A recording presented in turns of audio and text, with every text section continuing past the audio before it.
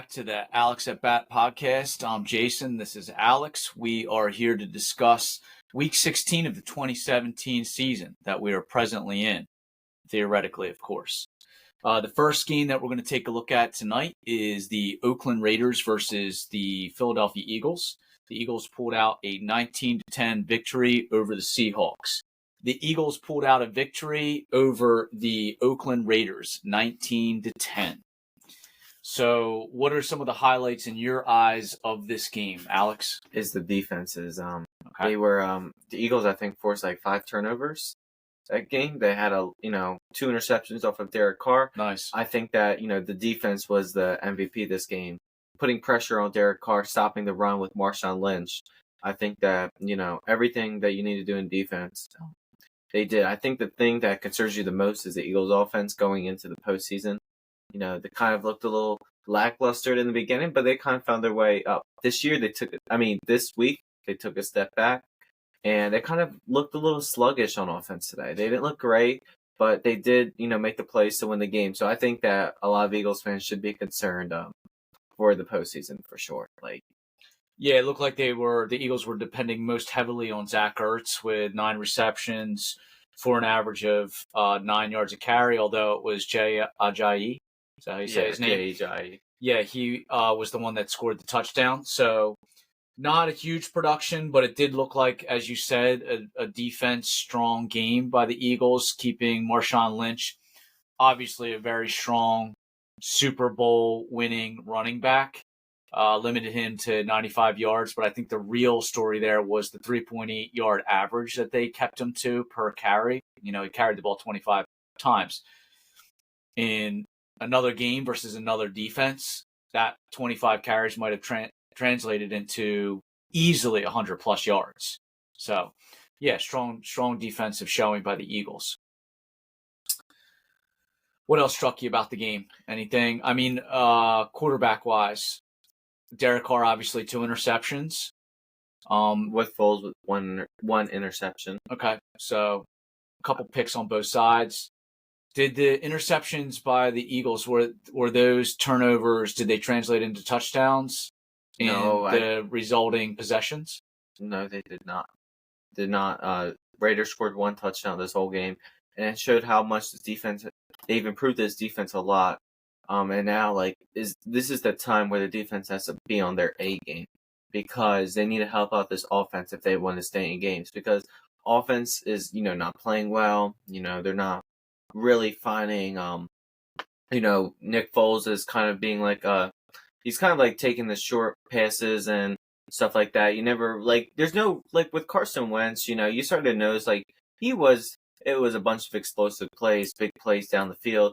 Kind of see with Nick Foles, the exact opposite. Kind of short passes, get your yards after catch type of game today. So would you characterize the style of play that they've asked Nick Foles to adapt to as a more cautious? I think the thing is I think they're playing too careful right now. I think that, obviously he's not there's no explosive plays. They're not getting big plays down the field, just kind of dink and dunk plays. And I think that, they're trying to be a little too cautious, and that will be a problem in the playoffs for sure. Because if you play good defenses, that is not going to work, especially ones who play press man and stuff like that. It's just not going to work. So you're going to have to get the explosive plays. It's just a matter of when they're going to start dialing up some big plays for Nick Foles. Do you think that some of that caution is brought on by the Eagles wanting to preserve their players to avoid some of the injury that might come with those big plays, or do you think it's something else? I think this time for the Eagles is kind of a interviewing moment for the playoffs, I would say. This is the time to see, if we're going to be a good team in the playoffs. If we, do well, especially on offense, I think a lot of people will think the Eagles might be a good team in the playoffs. But now, with Nick Foles and stuff like that, we just don't know. The way how they're winning is very concerning, I would say. I wonder if a little bit of that is just Doug Peterson not wanting to show his hand. not wanting to air out the ball too much or to go to plays that might be a little bit more intricate or explosive, so that he's not showing other teams too much heading into the postseason. Kind of keeping his hand close to his chest and not really giving away too much. That's what I would like to think anyway. I will say I'm a little bit disappointed that the interceptions by the Eagles didn't translate into touchdowns. That's a little concerning because that doesn't necessarily require big plays. That just means you got to capitalize on a big play. If the interception is the big play, you can throw your little dink and dunks, as you called them, but that at some point you would hope that that translates into a touchdown. So heading into the postseason, yeah, I think that there's a little concern there that they're not capitalizing on those moments. But then again, a win is a win is a win, right? Absolutely. And I think the thing is about the defense is that, yeah, they might give up some big plays, especially down the field. But the thing is, they're a good tackling team. I think good tackling teams, defense, as they say, defense win championships. And I think defense that can tackle win games. And they are a good tackling team. Like, they can, tackle, like, even if it's a big play, a lot of teams don't get their yards after a catch because they're just really good at tackling.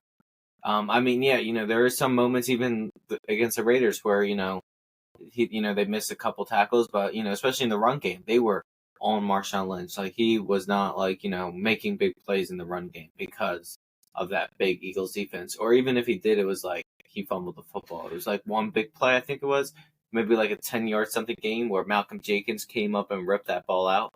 And I think the defense, Malcolm Jenkins is a great safety in the NFL, and he makes those plays to, help the offense. He's one of the leaders on that defense for sure. Yeah, I think honing in on what you just said as far as the defense kind of holding up the offense. No better time for the defense to step up, right?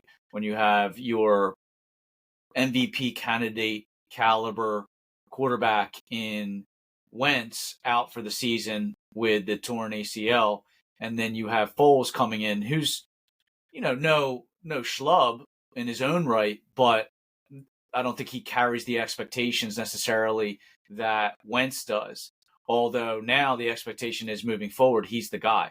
So no better way to take some of that pressure off maybe and allow Foles to grow into his role as the quarterback and the leader of the Eagles team heading into the postseason than by the defense stepping up and basically saying through action, through interception, through tackling, all those things that you mentioned, no better way to show support and to show a well-roundedness that allows the offense to breathe and to grow into the new look that they have with Foles at the helm. I definitely think the way how, I think that Doug Peterson, knowing him as a great coach, is kind of a, in the NFL, if you want to be considered a great coach, you got to be a, smart coach. You got to be fast. You got to be crafty and too. Smart. You got to be creative. You got to be crafty.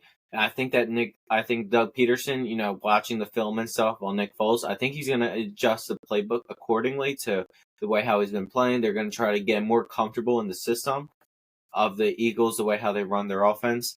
I think that, it's going to take time. He kind of came in, especially replacing a guy who's probably would have been the MVP if he stayed healthy. Like, he had 33 touchdowns. Like, literally, Russell Wilson, I think, is, leading the NFL in passing touchdowns right now. But he's only winning it, by one. Yeah, and I think, as you mentioned, Peterson is creative, right? So he knows both the strengths and plays to those, as well as the weaknesses and plays around those. And if you compare Wentz and Foles in the pocket, you're talking apples and oranges. I mean, I think that no one or very few people would disagree that Wentz is more mobile in the pocket and is able to buy himself a little bit more time for those big downfield explosive plays that take time to set up. Whereas Foles is more stationary. He's a rock, but he moves like one too in the pocket.